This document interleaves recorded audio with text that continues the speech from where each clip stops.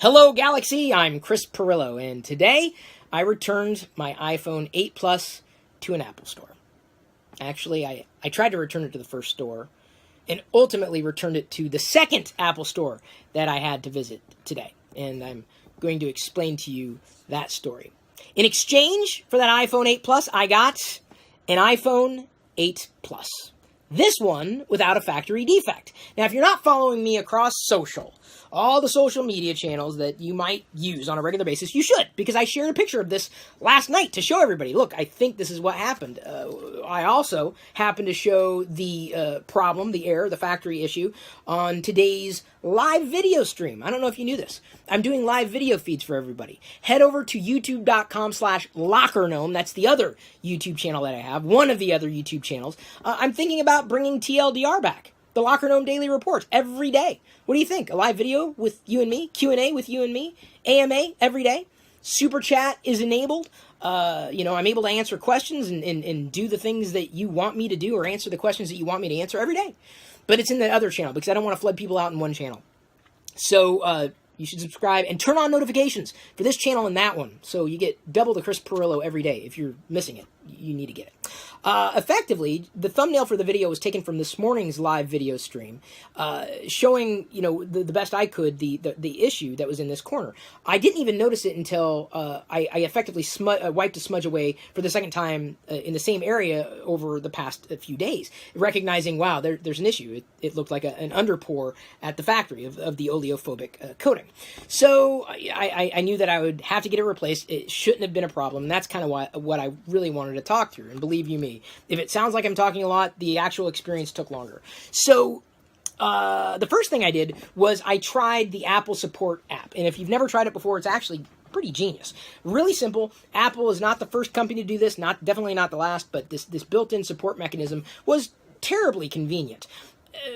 I probably should not have used it, hindsight 2020, but yeah, I figured I'd give it a shot. I was able to attach a photo demonstrating the problem, talk through the issue, and it was still suggested that I go in and see a genius. I'm like, well, why didn't I just schedule an appointment?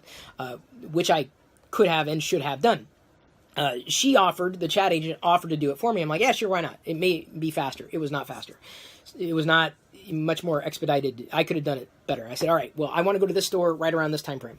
And then she booked me at another store because she was trying to match the time frame. I'm like, no, I don't want that store. It's further away. This is a store I wanted.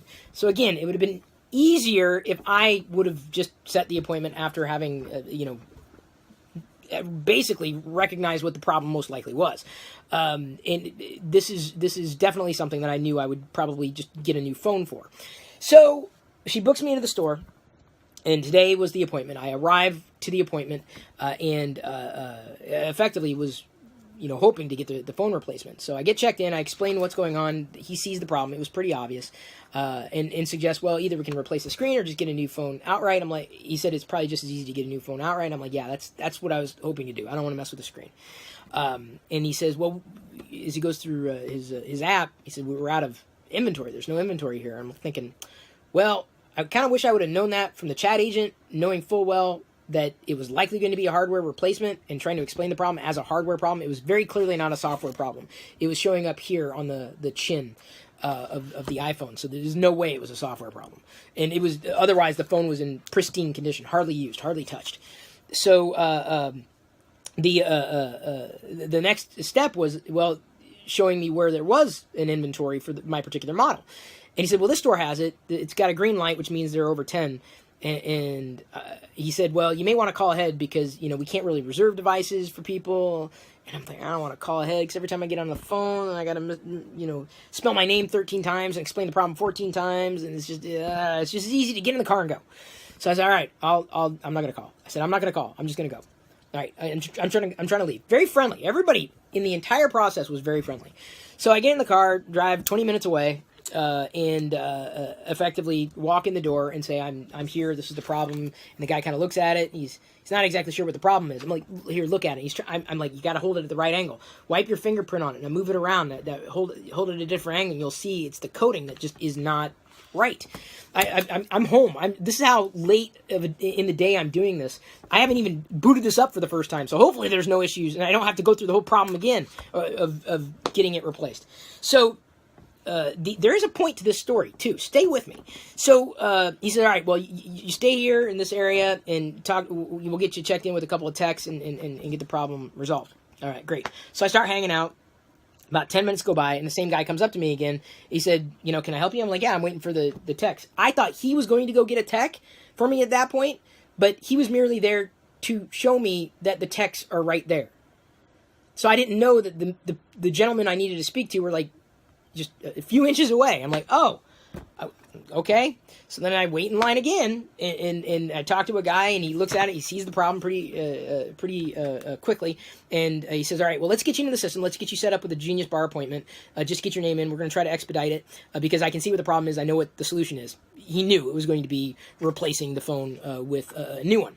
So he checks me in and everything. He said, all right, we're going to try to get this done as expediently as possible. I'm paraphrasing. He said, if you can sit over there at that table. I'm like, not a problem. So I go sit at the table and just wait. And as I'm waiting, I'm listening to another genius, and I don't use that word sarcastically. I think that's what they call themselves, basically teaching a class. He had a few bits of information that were incorrect, but I didn't interrupt. I didn't play that card. I was just kind of like, I really wanted to say something. It's like in my nature, like, well, actually, but I didn't do that.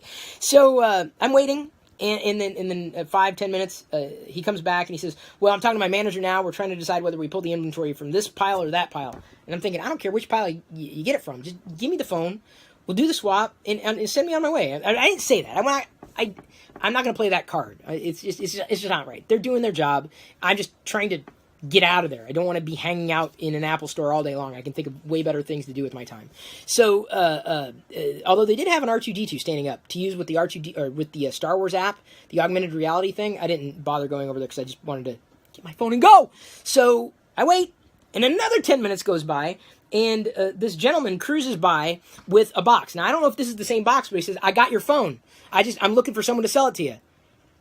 And I guess I was kind of puzzled. I'm like, okay, that's fine. You've got my phone. Who's going to sell it to me? Like, we've got a store full of Apple employees, geniuses. I don't know if they're all geniuses. I'm sure they are. I'm sure they're smart. But the store is full of customers. It was busy. It was definitely not a light day. Everyone was there for different reasons. And so I said, yeah, just find someone if you can. That'd be great. And he cruises on by. And I sit there for another 10 or 15 minutes. And then I get the notification that my Genius Bar appointment is ready. The new one, the second one, right, at the second store. And another guy comes up to me and says, are you Chris? I'm like, yeah, I'm Chris. And he says, oh, what seems to be the problem? So this is another reason I get so frustrated with having initiated the support mechanism in the first place. And effectively creating a ticket for this problem on the chat app. So I've got a big problem with companies that put you through the process once and again and again and again and again. I don't necessarily fault them for sending me to a different store for inventory, but the fact that I have to re-explain the problem is maddening, because by the time I have to explain it the fourth time, I'm just like, dude, forget it. That's it. I'm done. I'm leaving. Like, have you ever felt that way? So it's just like talking to a customer service agent on the phone and feeling like you know more than they do.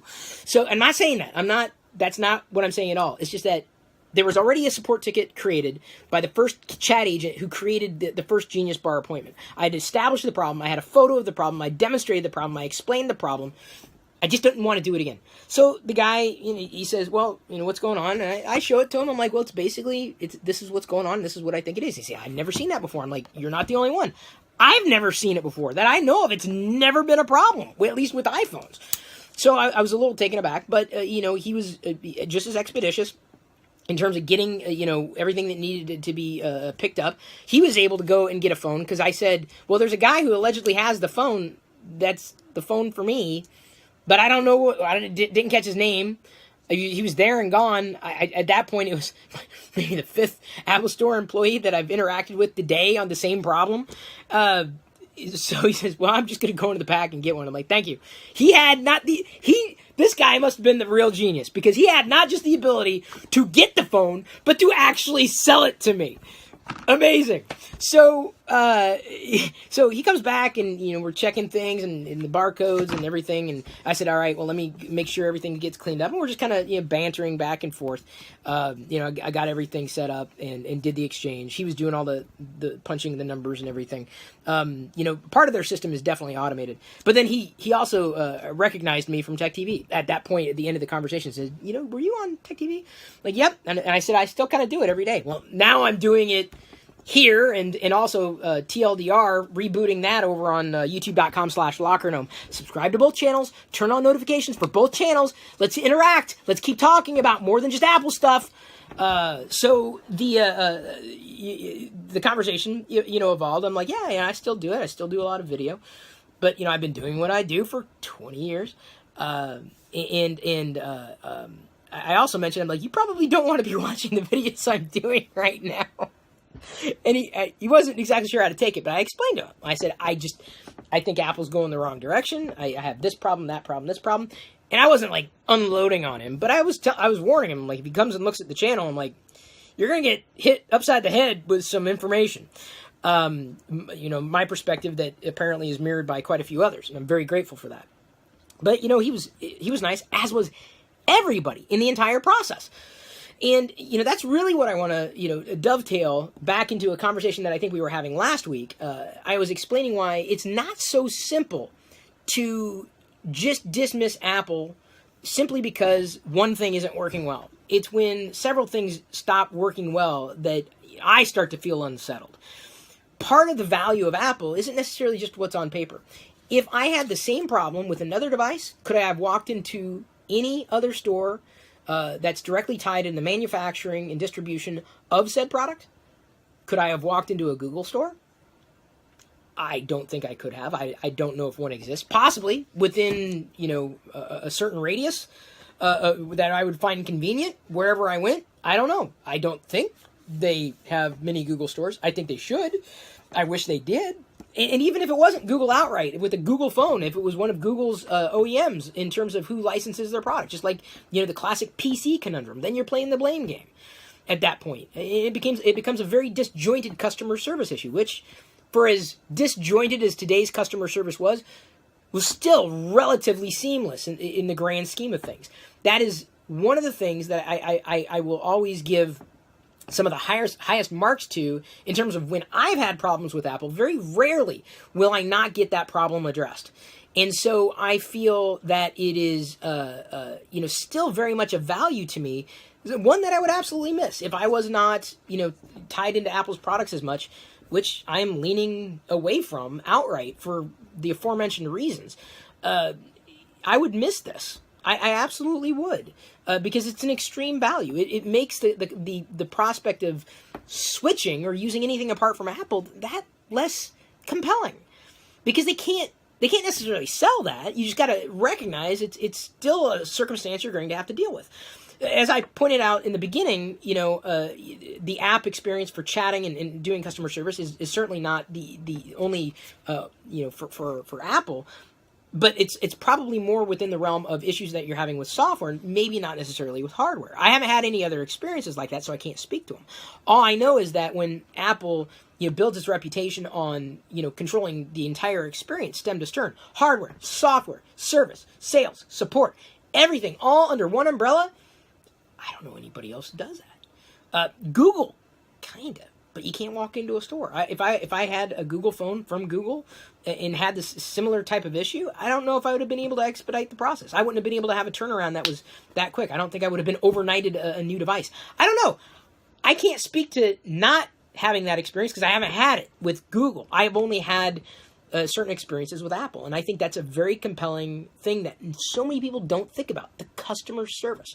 And so it doesn't surprise me that customer satisfaction with Apple is so high, because inevitably when things are copacetic, when things are going fine, you don't think anything of it. It's when things are not going fine and you're having an issue. It's how customer service takes care of you that ultimately, sells you on them again. And I will say that it's not enough to make me continue to be interested in what Apple's doing, specifically with their design decisions and their performance decisions. I ended up using the iPhone 7 Plus as the interim while I have to get this new iPhone 8 Plus set up. And I wanted to chuck the iPhone 7 across the parking lot. It was that bad. And not to say that the iPhone 8 Plus spoiled me, because the iPhone 8 Plus on iOS 11.0.1 now, it's still not good. But, like, it's so bad. iOS 11 is so bad on the iPhone 7. Like, I honestly think the hardware is faster than the software, but the software can't keep up. Like, I'd exit out of an app, and it would just jump to the home screen. No animation at all. It would just jump. Like, the animation didn't have a chance to happen. The timing is so far off. The amount of jank that's present on iOS 11 in an iPhone 7 is absolutely maddening. I cannot imagine anybody using iOS 11 on anything but an iPhone 8 outright. And I'm not even going to say the iPhone 10. Even though the first Apple Store employee said, hey, you want to take a look at the 10? I'm like, nope, I think it's going to be a UX catastrophe. You sure you don't want to? I'm like, I'm good. I've seen enough screenshots. I know what I like. I know what I don't like. And if I have this visceral, vomit-inducing kind of reaction when I see disgusting design, it's not for me. Let me put it this way. I'm having problems with the iPhone 8 in iOS 11. So that was not fun to go back to an older iOS device, an iPhone 7 Plus. So I can't wait to get off the iPhone 7 Plus, and I feel so bad for everybody else out there who's got one. And the iPhone 8's not that much better. It's just a little better, but you still have farts all over the operating system. Not just layout farts, like software farts and animation burps. Any other kind of bodily function I can bring up here that's relatively kid-friendly? Hiccups. That's not as much fun as a burp or a fart. So, I kind of wish I could fart. Like, you could have hiccups. That would be fun. Like, can you imagine if hiccups were farts? If you farted like hiccups?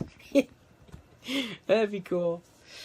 Anyway, it's been a long day. I wanted to relate that story, if only to get around to explaining again why I believe that Apple really kind of leads the pack. But it's still not enough for me to be interested in their device and potentially leaving their ecosystem entirely, while still doing my best to maintain objectivity. It's a value you don't see on paper, and I think that their customer service, despite its various shortcomings today, was stellar. It really was. But that's by comparison to every other really poor customer service experience I've ever had. I just don't want that. Life's too short. I want a good device. I don't think the iPhone 8 Plus with iOS 11 is a good device. I'm working on some alternatives, folks. There's only so much I can do. It's not easy. Chris Pirillo wasn't built in a day. So, I'm very grateful to be able to share these experiences and stories with you, if only to have deeper conversations about these devices rather than the devices for what they are. Let's go beyond the specs. Let's talk beyond the specs. Let's talk about experiences. This was an experience. So thank you for sticking with me. Thank you for watching. Thank you for liking. Thank you for hitting the notification button, subscribing, following across social. Tune in to tomorrow's live feed. In fact, I may be doing 2 live streams tomorrow. One in this channel, where I'll talk about living with the iPhone 8 Plus for a week and kind of my 1-week review. And then the TLDR in the other YouTube channel that you're probably already subscribed to but completely forgot about. I'm doing my best to keep doing this. I just really appreciate your support and whatever you give it. As a patron on chrispirillo.com, that redirects to the Patreon campaign. Through Super Chat in the live video feeds. If you use YouTube Red and you watch my videos, the ads, it all adds up. It really genuinely does. And I really appreciate you sharing this time with me. I'm definitely ready for bed, but I gotta set this phone up. It's a little late. I love you. I appreciate you. And may the Force be with you.